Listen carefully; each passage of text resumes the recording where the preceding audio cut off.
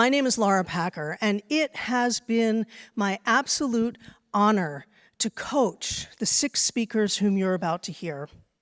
Brief and bold talks are short talks by people who are experts in their field, talking about something that they are passionate about. I've heard every one of these talks.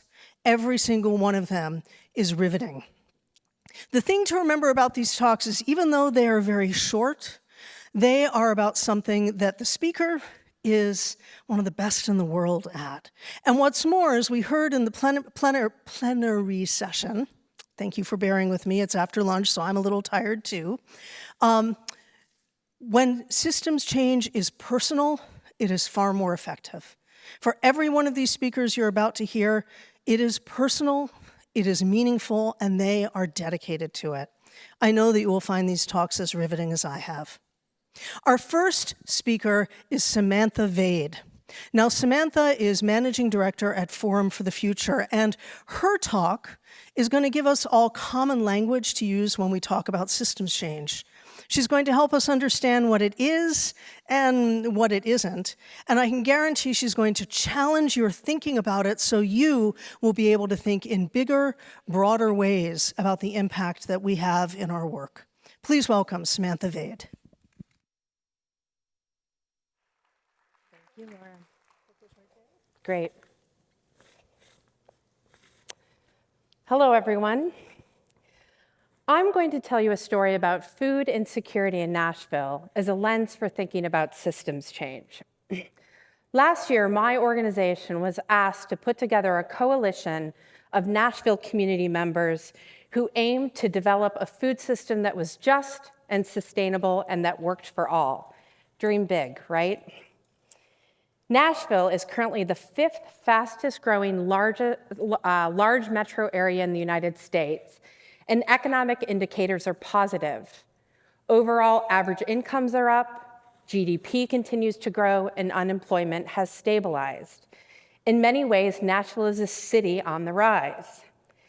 And yet, hundreds of thousands of Nashville residents struggle with food insecurity. In fact, it has been estimated that 1 in 8 residents of West or Middle Tennessee struggle with hunger. Last month, the largest food bank in Nashville, which happens to be one of the largest food banks in the United States, announced that it would be procuring a new 23.6-acre facility for its work, essentially enabling it to double its capacity in delivering services. In many ways, this news might seem like good news, right? As the city continues to grow, institutions like food banks are figuring out how might they meet the needs of this growing population. However, I took this news with a bit more reticence. I had a complicated reaction to this news. And that's because I would posit that though food banks are absolutely essential, they represent a failure in our system. I think the more compelling question is, how have we created and then somehow fundamentally, how have we created and then somehow fundamentally normalized a system in which we waste 30 to 40% of our food supply, and yet 700 million people go hungry? This is not to denigrate the work of food banks. They're doing incredible work to meet the needs today. But we also need people, and I'd say more people, who are screaming from the rooftops, why the heck do we have 700 million people who are hungry in the first place? This is the work of systems change.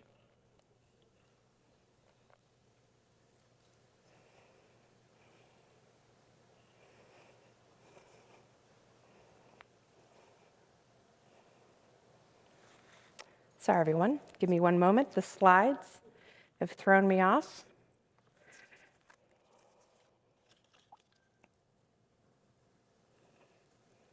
Okay, so before we talk about systems change, I want to talk about what is a system. So a system is a group of interdependent parts that work together to yield a particular function or purpose. So let's take the food system, for example. What is the purpose of the food system? You might say that the purpose of the food system is to grow food and feed people, right? Seems obvious enough. However, I just told you that 700 million people across the globe are hungry. Is that really the purpose of the system? It doesn't seem to be working really well.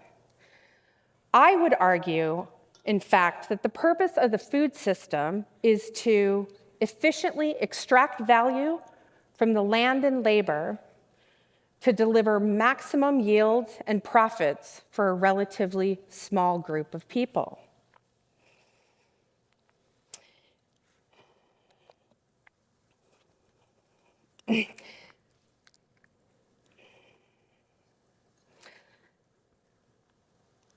After all, a system gets what it's designed to get. Let me say that again. A system gets what it's designed to get, even when that design is unintentional. This is perhaps best articulated by Anthony Beer's famous quote that the purpose of a system is what it does. After all, there is no point in claiming that the purpose of the system is what it consistently fails to do. What I would argue is that when we say a system is broken, what we actually mean is that the system, the components of the system, are not working together in a way that yields the results that we actually want, the goals that we think are important. This is the work of systems change, to fundamentally come together and bring different practices and processes to rewire the system in an effort to hopefully gently coax this system to new outcomes, and I would say better outcomes.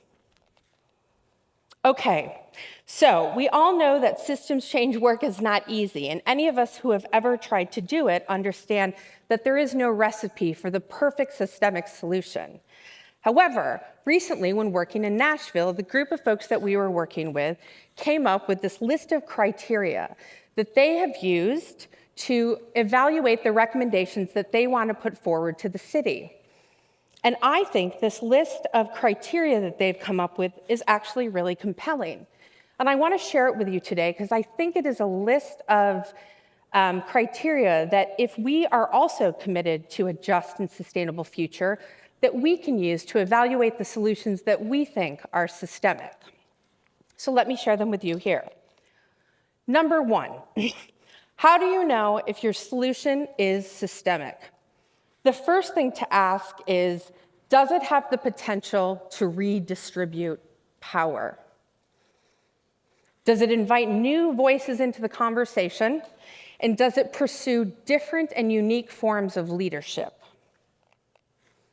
Second, does your solution shift relationships amongst the people and the components in the system? Third, what about flows of information? Does your solution change who gets information, how easily they can get it, and what is determined as relevant information? Flows of resources, especially financial resources. Who fundamentally wins and who pays with your solution? One of my favorites, governance. Does your solution experiment with new types of governance? And does it consider decision-making? And does it ask what is potentially my favorite question in systems change, which is who decides and then who decides who decides?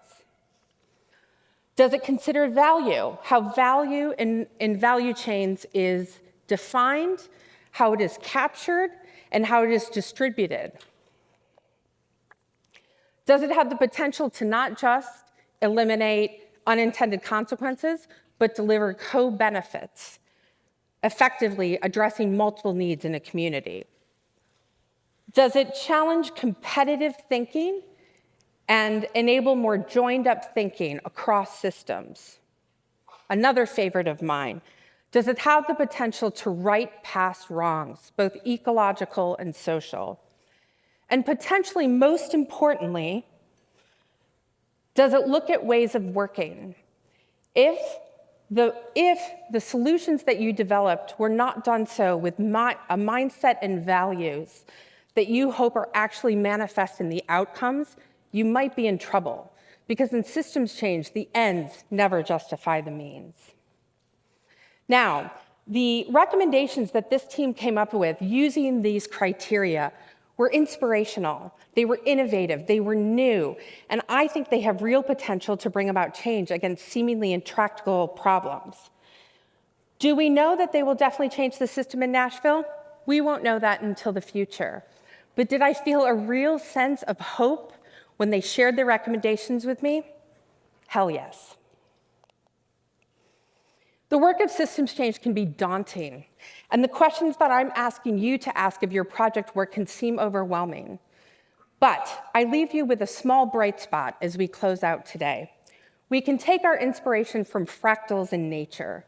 Fractals are complex patterns that repeat across scale, like a nautilus shell, or a fern, or an ice crystal.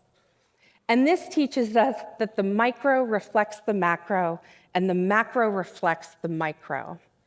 If we want to bring about big systemic change, it can fundamentally start with you and the way that you approach your work. Thank you.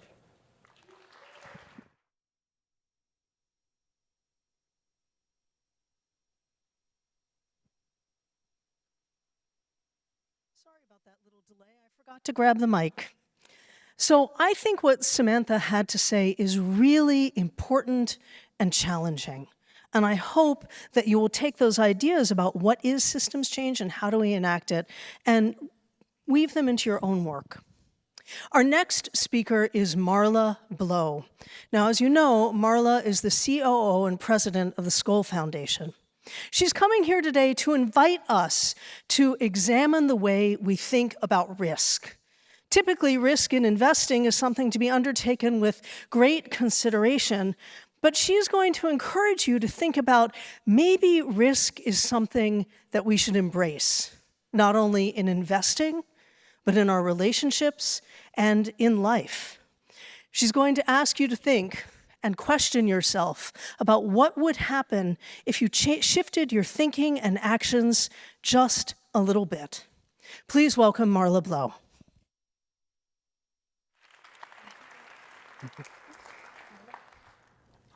Thank you. Good afternoon.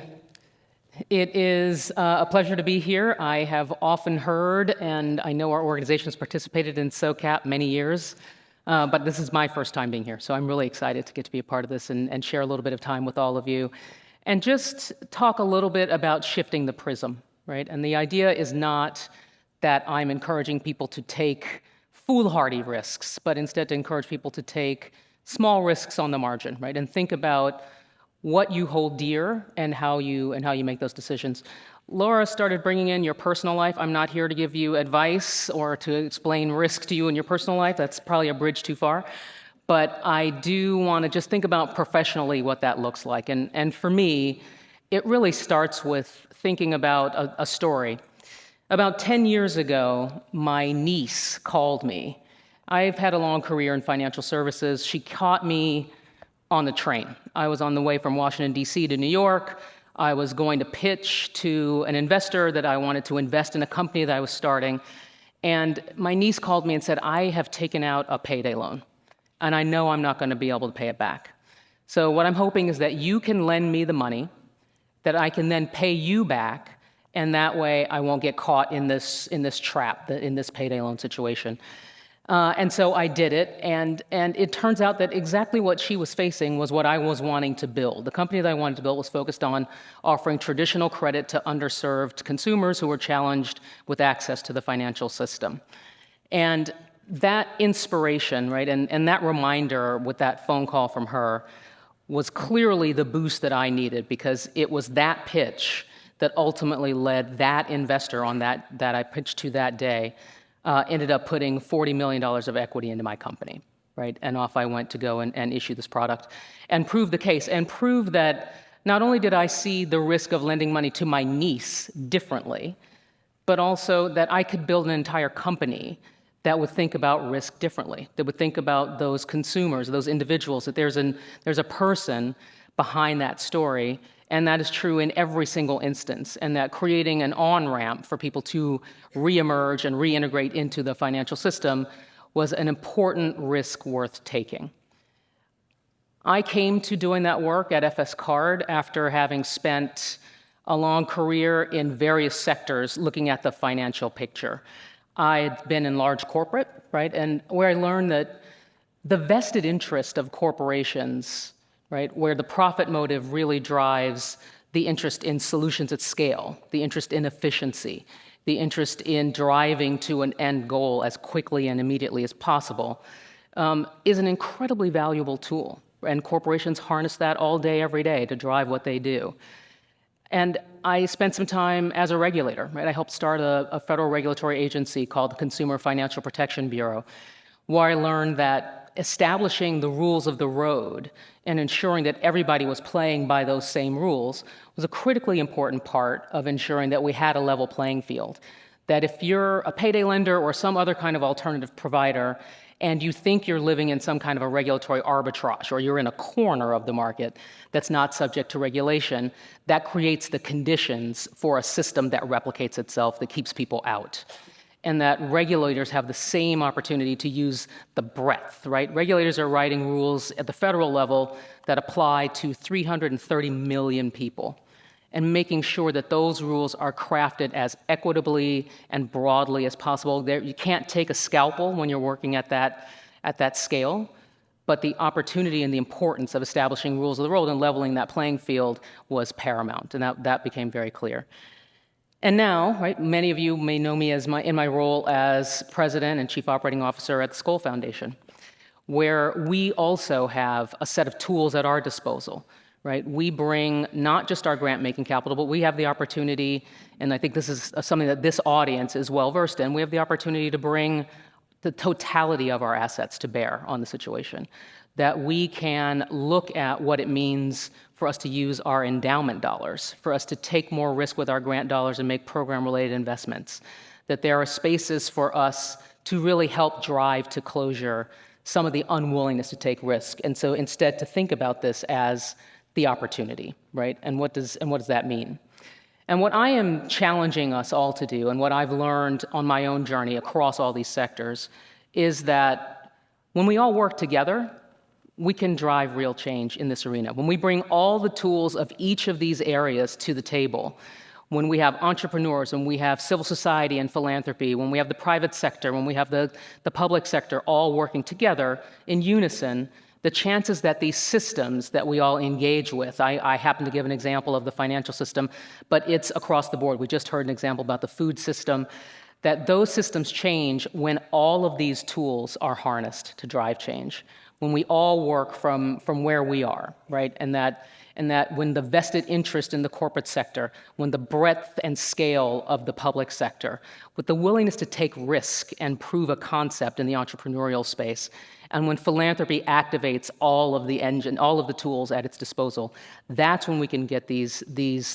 systems to change, right? And the systems, I think, as described well in the prior talk, are designed to replicate themselves without some kind of intervention.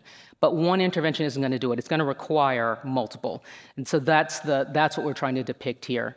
So I will close this off with just a little prompt for all of you and a way of thinking about this that helps you not get overwhelmed, right, with the scale of what we're talking about. So when I look at sort of where we are, and I borrow an analogy from the nautical space, right? Our people that spend time on the water will probably know this well. I don't spend time on the water. I don't have a boat. I don't go out, so I'm out of my depth here. See what I did there with depth? But what I know, borrowing from the nautical space, is that you don't have to turn your ship or shift your boat by 90 or 180 degrees, right? If you chart a course from where you are right now and just shift by 3 degrees, and you do that consistently, over time, you will end up in an entirely different place. So that's what I invite all of you to do, is where you are, what you do, based on what you have at your disposal, just shift by 3 degrees. Take a little bit more risk, and know that you have a counterpart in other sectors doing the same. And if we all do that, just that little bit, we will all get to a completely different set of systems that govern our lives. Thank you.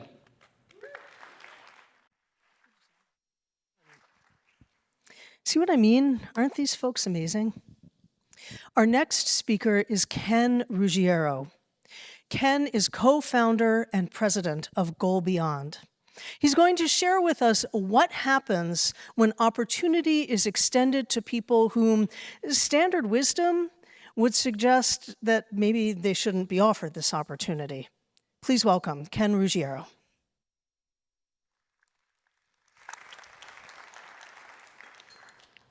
Hi, I'm Ken Ruggiero, the co-founder and CEO of Skoll Beyond.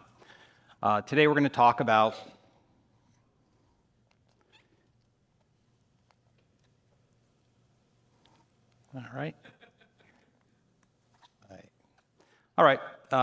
they'll talk about whatever they're talking about. I'll talk about what I'm going to share with you. So we're going to talk about how credit restricts access to education and ways that we think we can solve and catalyze the change that's necessary to solve that. I'd like to think that at the end of my little 7-minute segment, we can agree upon 3 things. One, all adults, especially ones with families, should earn a living wage. Second, there are millions of jobs that are unfilled right now.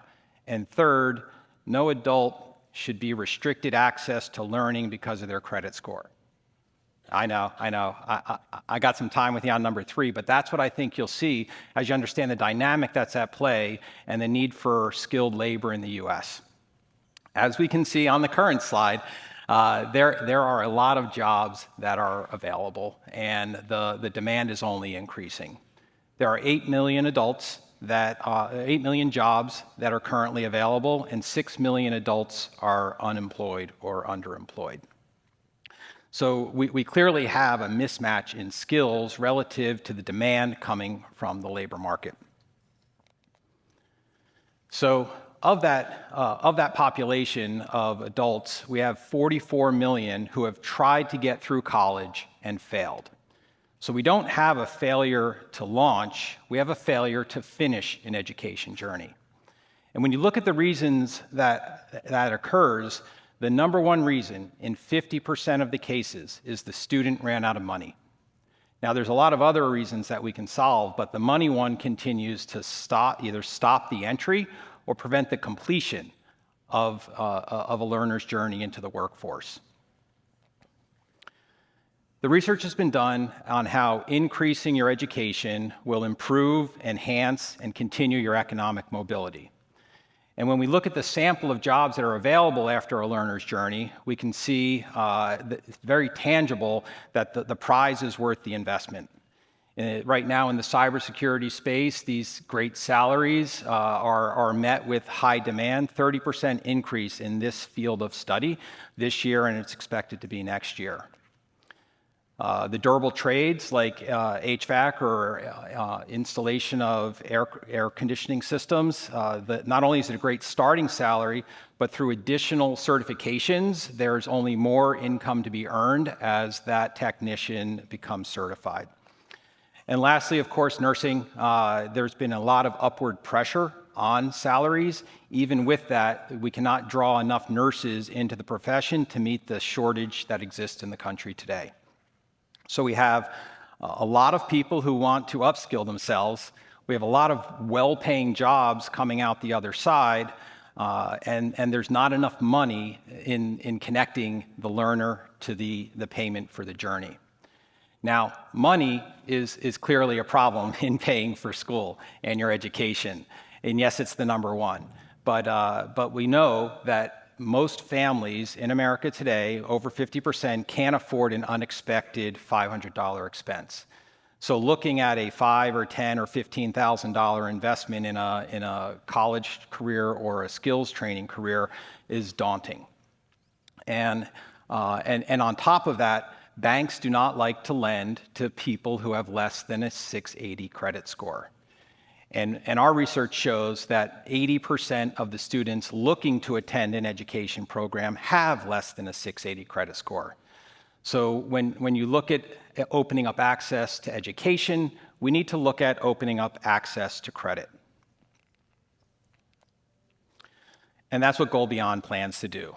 We plan to open up access to credit by launching a $50 million investment fund that will be focused on students who have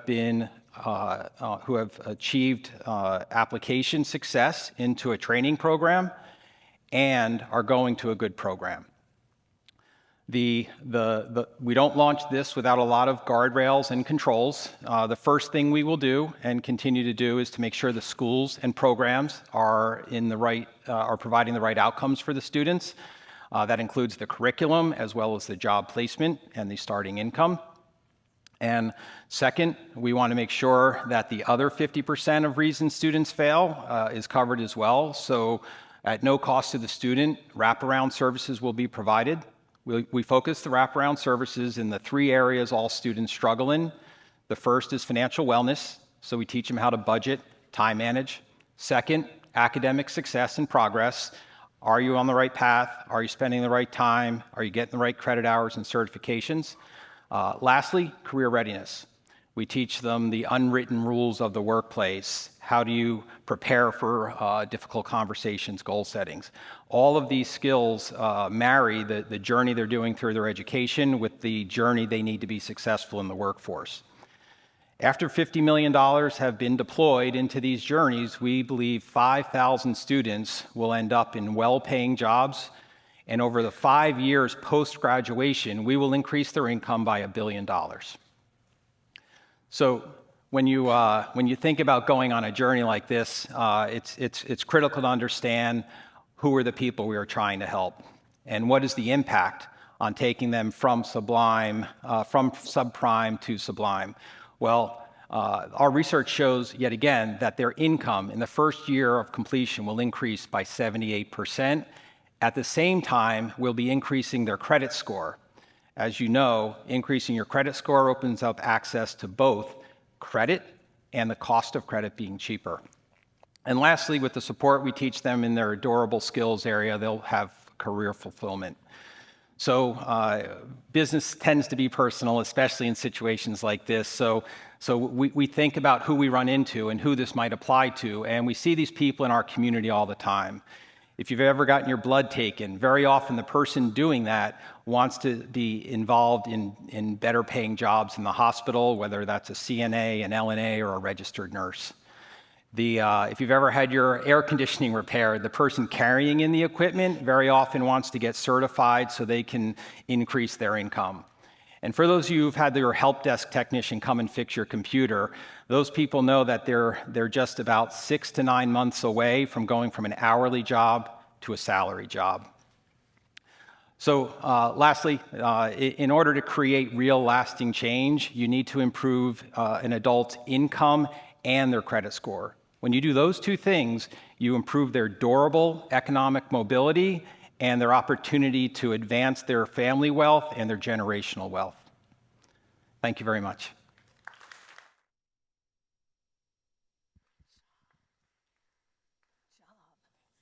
Thank you so much. Our next speaker is Jacques-Philippe Piverget. He is the founder and managing partner of Good Light Capital. He's going to challenge us to think about what happens when community is considered part of investing strategy from the very beginning, and helps us think about how boldness is always necessary when we want to change the world. Please welcome him.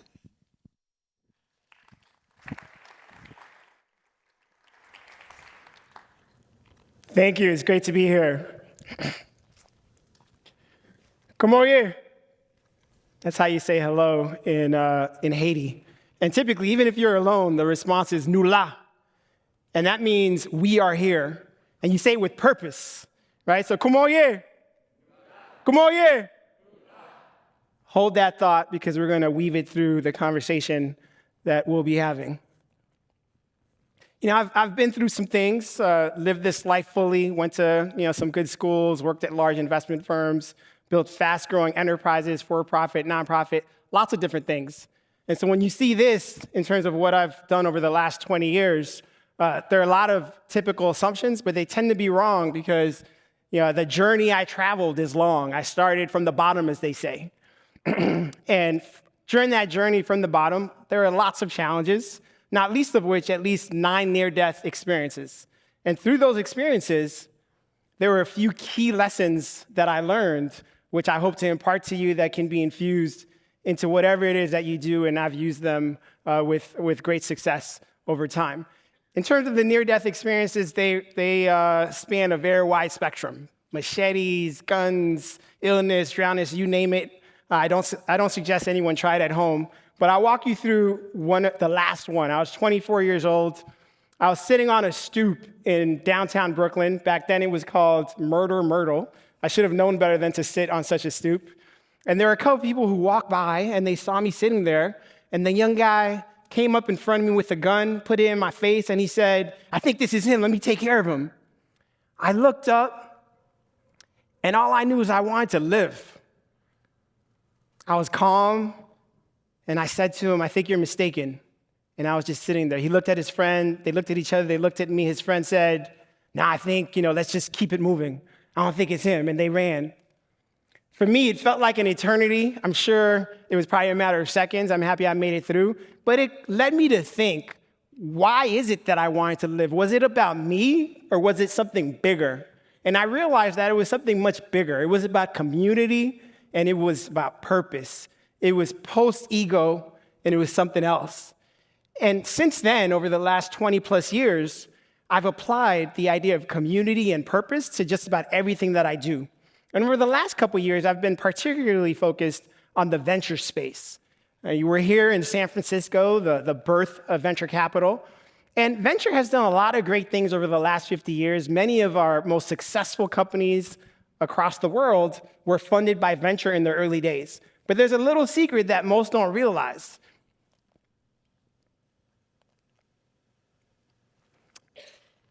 Venture could be a lot better, right? And 75% of venture funds barely break even. Many of them lose money. Even the top quartile, average top quartile venture fund returns about 2x. You'd actually do better just putting your money in the public markets. You get 11.7% year over year for the last 80 years, and you get 3x. So only the top 5% actually does really well. And so what this means is there's probably room for improvement.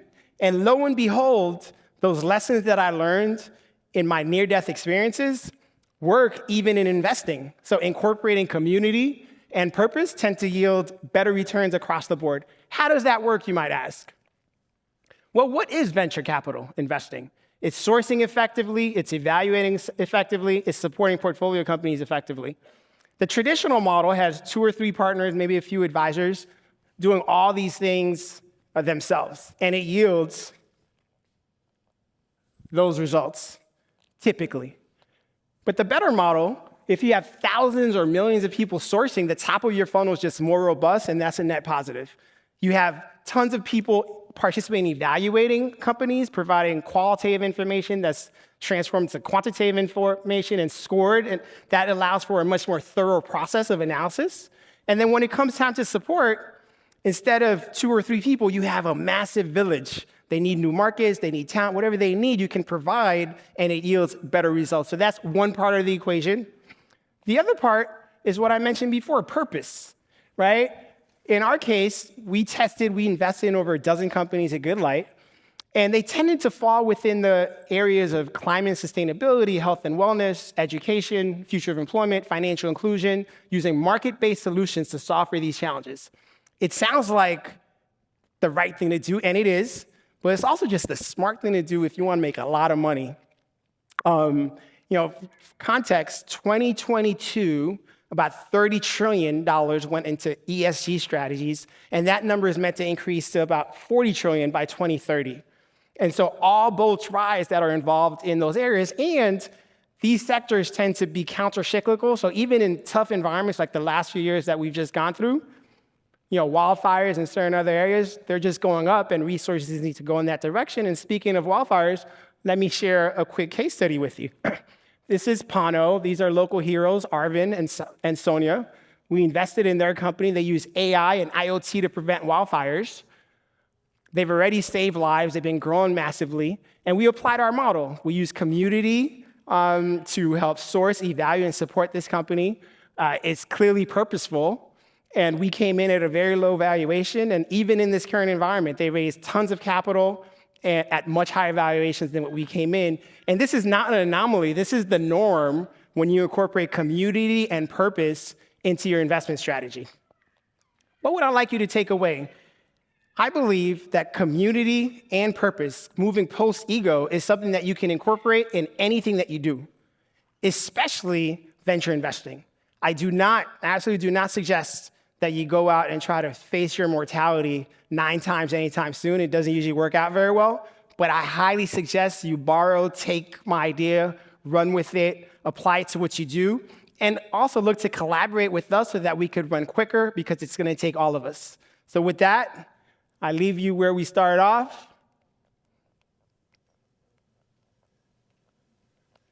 Como oye, nula. Como oye, nula. Thank you very much. Appreciate it.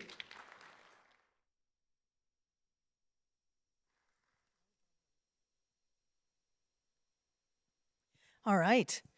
So I don't know about you, but all of these ideas are helping me think about who I am in my community and in my work, and how I can make that work more vibrant, more connected, and more community-based. Up next, our next speaker helps underscore that. Leonor Gutierrez is the director of the Women in Agricultural Initiative with Root Capital. She's going to share with you how Root Capital is offering resources to women coffee farmers to help these women develop the tools that they need and find community and organization that helps them do their work more efficiently, more effectively, and ultimately produces better coffee for all of us. Please welcome Leonor.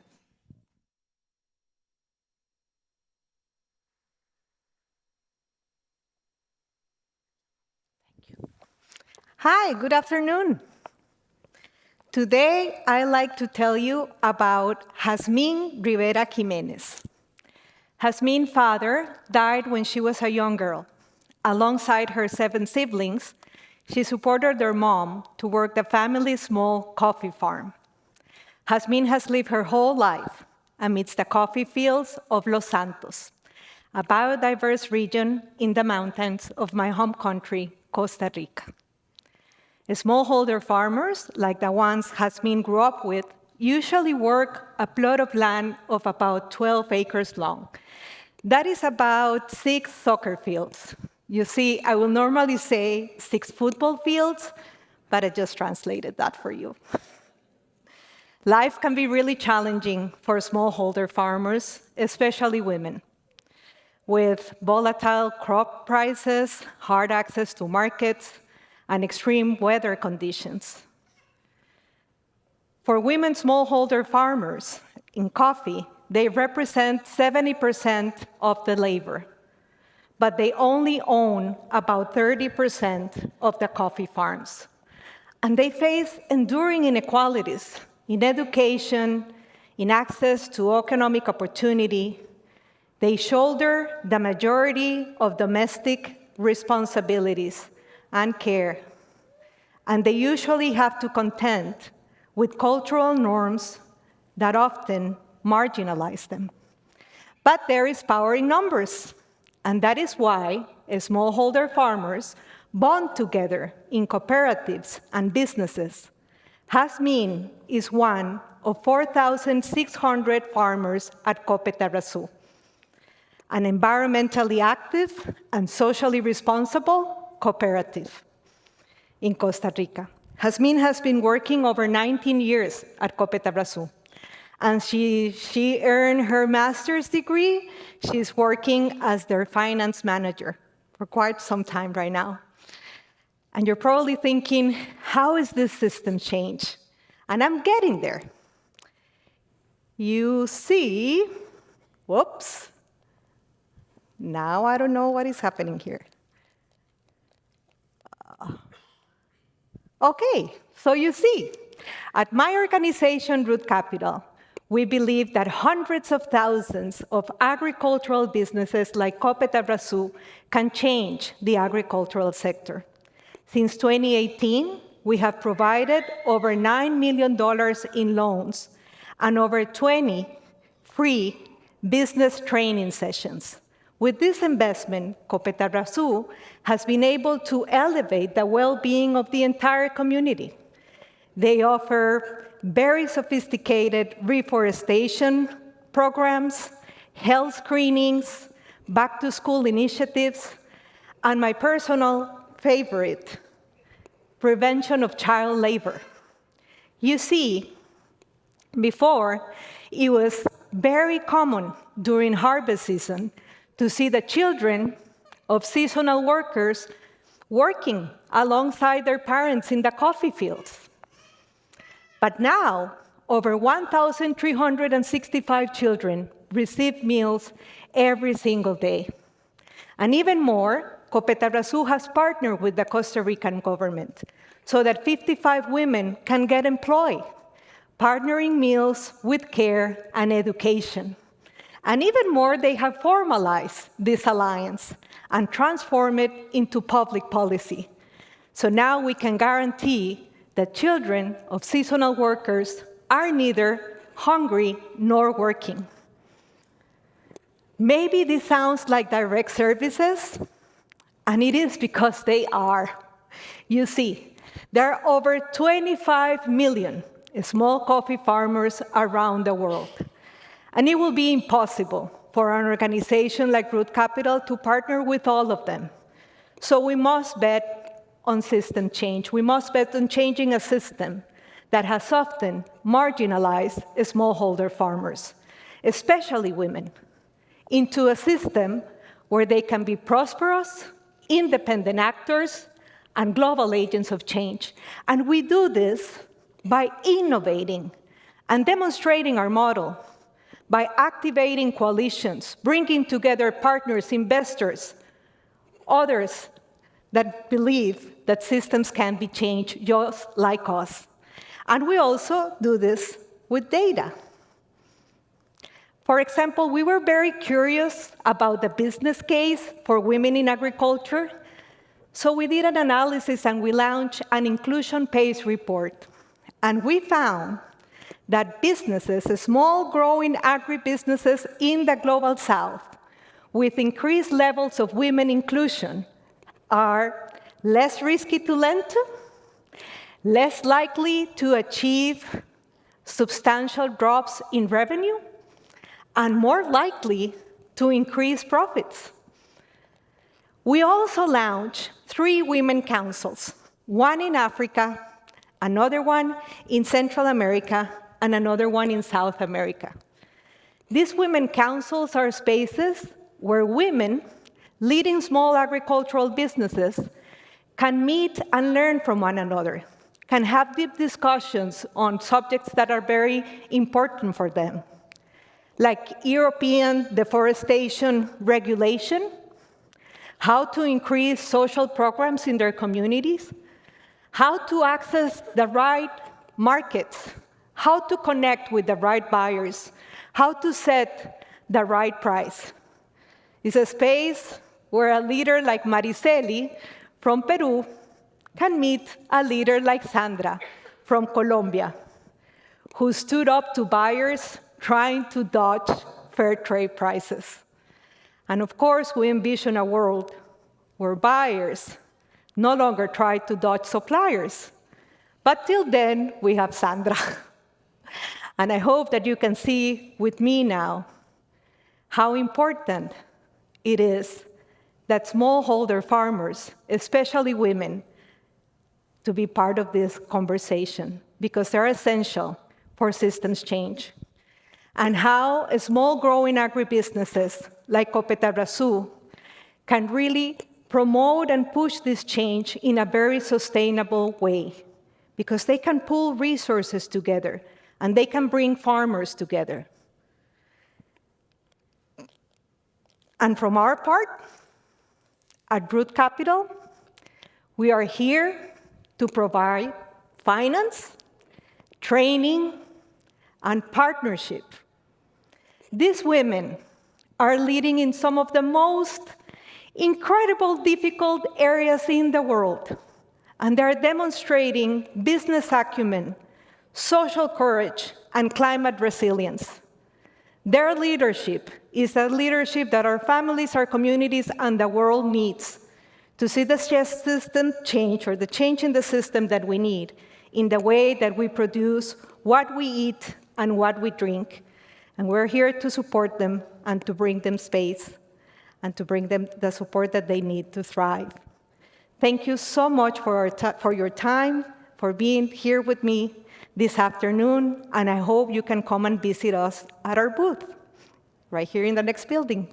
So thank you.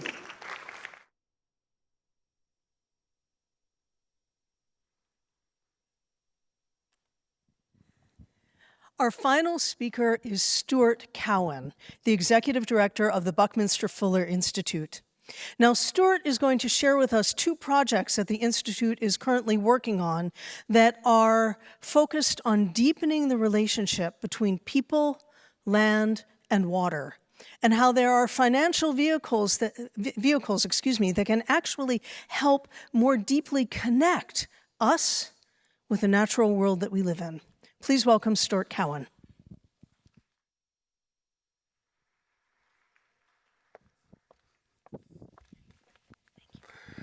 Good afternoon, everybody. How is everybody doing?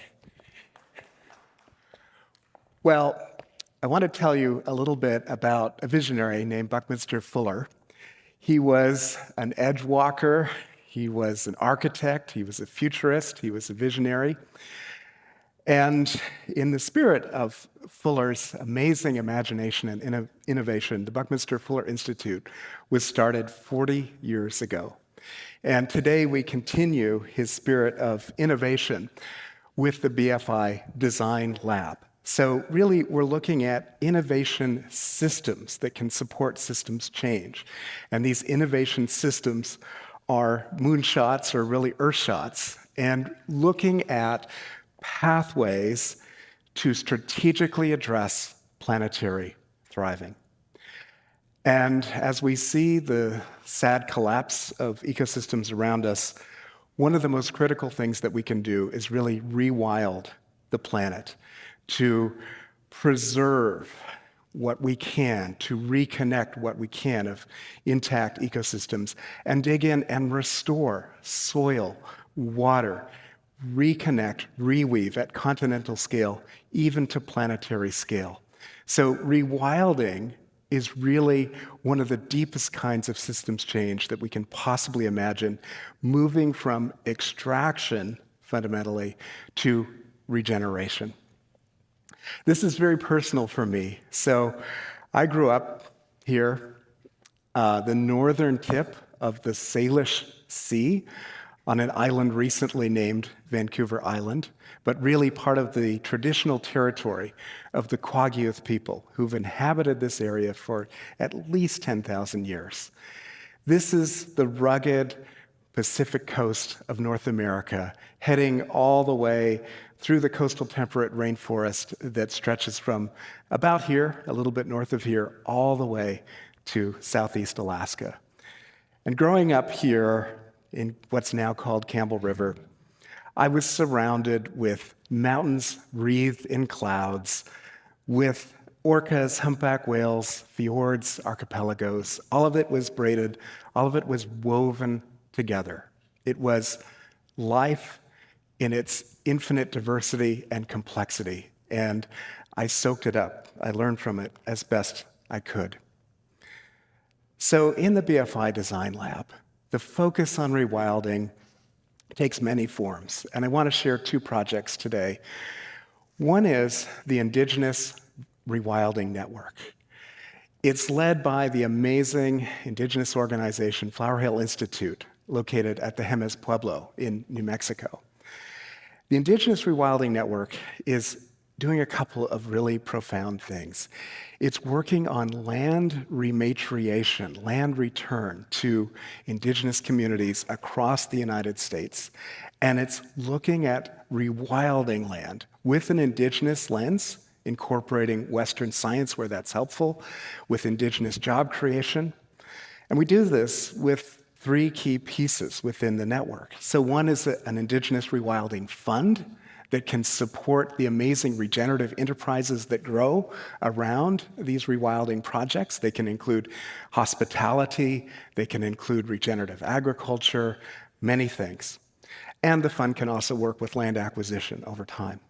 Second piece is an Indigenous Rewilding Institute that's an amazing training institute for Indigenous stewards that can work with this kind of returned land, rematriated land, and work with various tribal land projects around the United States. And the third piece is a land trust that is crafted with an Indigenous lens, looking at property from a different perspective. So all of this is culminating in the first project for the network, rewilding and returning to a tribal coalition a 50,000-acre ranch in New Mexico. It's extraordinary. It's at about 9,000 feet, a lot of elk, incredible habitat. And it's happening. It's a beautiful approach where you steward the land for 2 to 3 years with a tribal coalition, demonstrate management capacity for the rewilding process, for the various regenerative enterprises, and then the land is rematriated. It's returned to tribal stewards. So underway on this ranch, other pieces of land are being explored as well. Second example of rewilding, so going from this gorgeous highlands of New Mexico to the Sinai Peninsula in northern Egypt, this amazing company called the Weathermakers, a Dutch engineering company that figured out how to do what they call regenerative dredging. They can actually restore lagoons and wetlands of all kinds with very careful, precise dredging cuts. So at the tip of the Sinai Peninsula is this huge lagoon, Bardiwa Lagoon. The team has an amazing vision of actually doing this dredging to restore the lagoon to life, have a much more alive connection with the ocean, do the dredging, detoxify the sediments, use those sediments to bring vegetation cover, and then as you bring back the lagoon, the wetlands around it, the vegetative cover going up the hills, trees being planted at ridgetops, you literally can transform the climate. This becomes a global acupuncture point for climate, because if we can bring back vegetation and moisture in this particular part of the Mediterranean basin, the winds will slightly change. So you have this gentle breeze going up from the Indian Ocean, and you have a closure of the Mediterranean basin. It doesn't leak out hot, dry air anymore. It can retain more moisture. And there are acupuncture points like this all over the world that the Weathermakers and others have identified, like the atmospheric rivers of the Amazon basin. So rewilding ourselves, rewilding investment, rewilding our connection to the world. So what would it mean to rewild impact investment itself? Can you imagine rewilding impact investment? Rewilding timescales, space, species, possibilities, and ourselves in the process. Thank you all for the work that you're doing to rewild the world.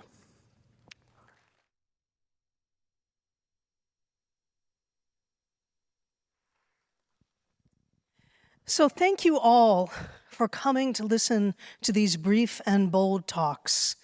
I don't know about you, but I find every single one of them is inspirational and gives me real food for thought, not only about how I do my work, but how I move through the world. And ultimately, that's what SOCAP is all about, helping us think about everything in our lives with more depth, with more thoughtfulness, and with more possibility for change. I'd like to welcome our speakers back on the stage so we can give them one more round of applause. Come on out.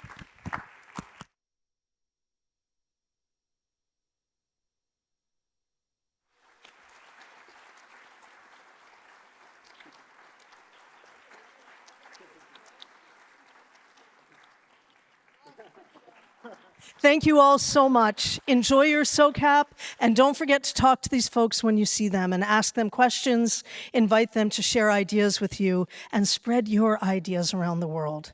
Thank you very much.